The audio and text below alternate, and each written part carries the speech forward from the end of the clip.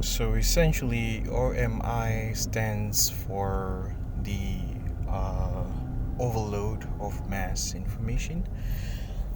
Technically, what OMI represents is the reality of having a massive amount of information overflooding your being, your mind, and that is something that is common nowadays with the given. I think it's a combination of the development of the technology and the internet, but it's a combination. It's not just the internet, but I think it's the internet with the smartphone where everything is at the tip of your finger.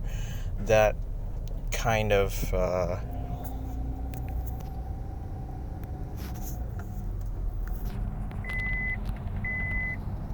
they kind of like create the combination of a situation where your personal life is no longer normal to the human's nature.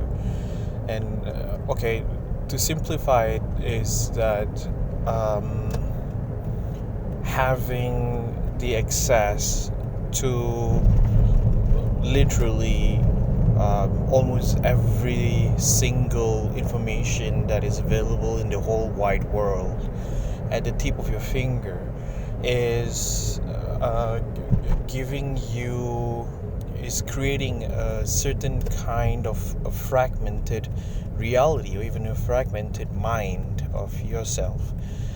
um, I give you a very simple example of, let's say, beauty standards.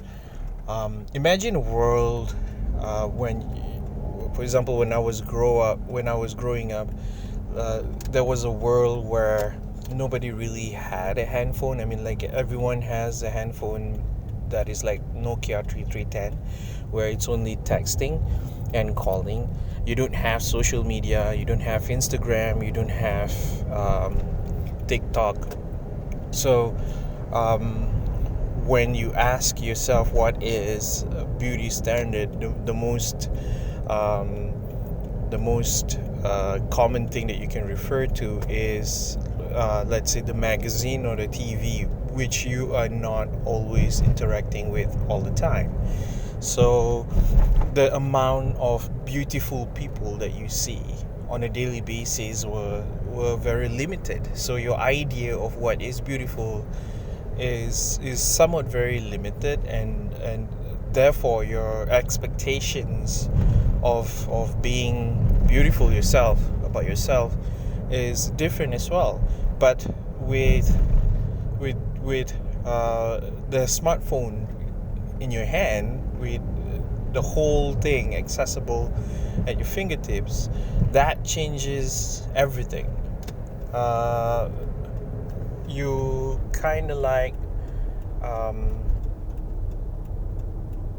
that changes everything, because you kind of like look at Instagram every day, and a lot of people post only their most beautiful faces. Some, of course, with filters, some with Photoshop. Um, so you kind of like have the impression that, wow, there are so many beautiful people out there, but I am not beautiful because I'm not like that. This is one of the effects of the overload of mass information. It's the same thing, and that's the problem with the OMI. It's the same thing about negative things in life. Like, for example, you have a tendency to think that robbery, for example, is rampant and is very bad nowadays. You know, every day you have a feeling that, oh, crimes and all these horrendous things that people do are getting worse and worse every day. Well, in reality, I think um, it might not have been that much different in terms of numbers or percentage, at least. But what is different is that now you are exposed to it more. You scroll through Facebooks and you see all these atrocious things coming out. You start to think that the world is a bad place.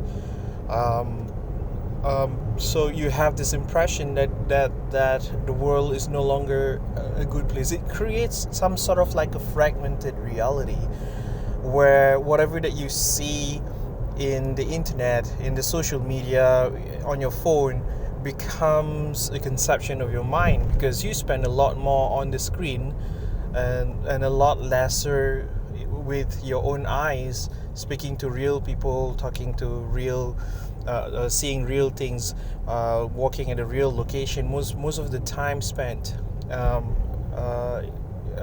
the screen, and that is not the only difficult thing about the OMI. Even when there are a lot of positive things, it can give you some very adverse effect as well. When you look at WhatsApp groups, or even in Instagrams or Telegram, you see so many good things happening to other people, but your life might not have great achievements at the moment. It gives you a sort of feeling that you are left behind. So these are all what we can classify as OMI, or overload of mass information. There is a really great need for us to regulate or to moderate the amount of time that we spend with the internet, especially on our phone screen. Because be honest, ask yourself, how many of us read the news or browse through the Instagram feeds or Twitter before we sleep? And how many of us do exactly that the first thing we wake up in the morning? Now imagine that being a daily routine. It kinds of create it creates this reality where whatever that you believe in is online, which is not true, and it's too much, I think. Back then, I remember growing up without having smartphones, without having a handphone. In fact, my first Nokia 3310 was when I was about to finish high school, and there are a lot of things that